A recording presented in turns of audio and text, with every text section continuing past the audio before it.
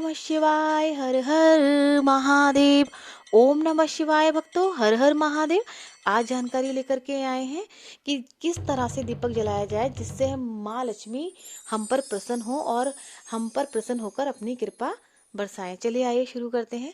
देखिए भक्तों, हर मनुष्य चाहता है कि उसके घर में अपार धन की संपत्ति हो, अपार धन हो, उसके घर में सुख समृद्धि आए।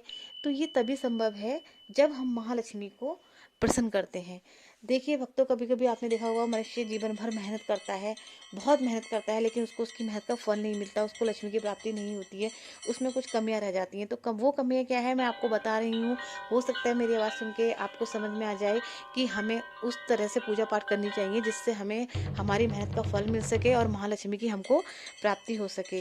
तो देखिए भक्तों कि क्या होता है कि जब हम पूजा पाठ करते हैं तो हमें माँ लक्ष्मी को प्रसन्न करने के लिए उनकी प्रतिमा के सामने सच्चे भाव से उनका स्मरण करना चाहिए। सुबह शाम महालक्ष्मी की प्रतिमा, जो तस्वीर होती है, जो मूर्ति होती है, उसके सामने कुमकुम, अक्षत, गंध, अष्टगंध होता है, अष्टगंध फूल चढ़ा करके उनको प्रसन्न करना चाहिए। जो भी सामर्थ्य के अनुसार है, जो भी आप सामग्री इकट्ठी करते हैं वो माता को अर्पण करनी चाहिए, शुद्ध भाव से अर्पण करनी चाहिए, प्रार्थनाएं करनी चाहिए। स्वच्छता का बहुत विशेष ध्यान रखना चाहिए क्योंकि महालक्ष्मी स्वच्छता से बहुत प्रसन्न होती हैं।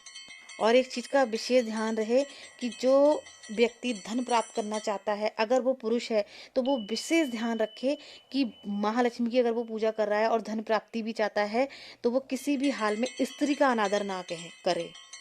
किसी भी पूजा में दीपक का बड़ा महत्व है, ये सभी जानते हैं।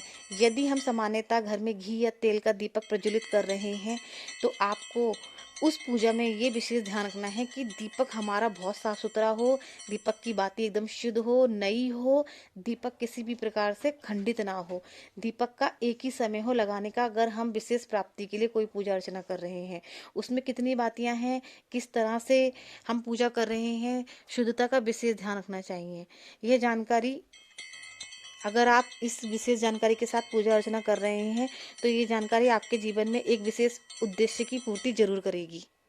यदि भक्तों आप किसी भी प्रकार की आर्थिक लाभ प्राप्ति के लिए पूजा पाठ कर रहे हैं और नियमित तौर पर कर रहे हैं तो अपने घर के मंदिर में शुद्ध घी का दीपक प्रज्वलित करिए।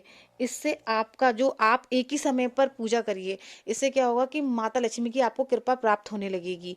और यदि आप बहुत ही सुंदर तरीके से, बहुत ही शुद्ध भाव से माता लक्ष्मी की पूजा करते हैं, अपनी प्रार्थनाएं उनको बताते हैं और आप सीधा संपर्क माता से जोड़ते हैं तो महालक्ष्मी आप पर जरूर कृपा बनाएंगी।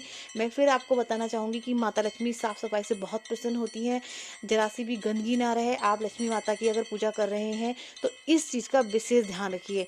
और घर में जो वातावरण है वो शुद्ध होना चाहिए, सकारात्मकता को बढ़ाना चाहिए, गंदगी कहीं से कहीं तक नहीं होनी चाहिए। अगर आप किसी उद्देश्य को पाने के लिए, आर्थिक समस्याओं को दूर करने के लिए महालक्ष्मी का आपको प्रतिदिन पूजा पाठ करनी है।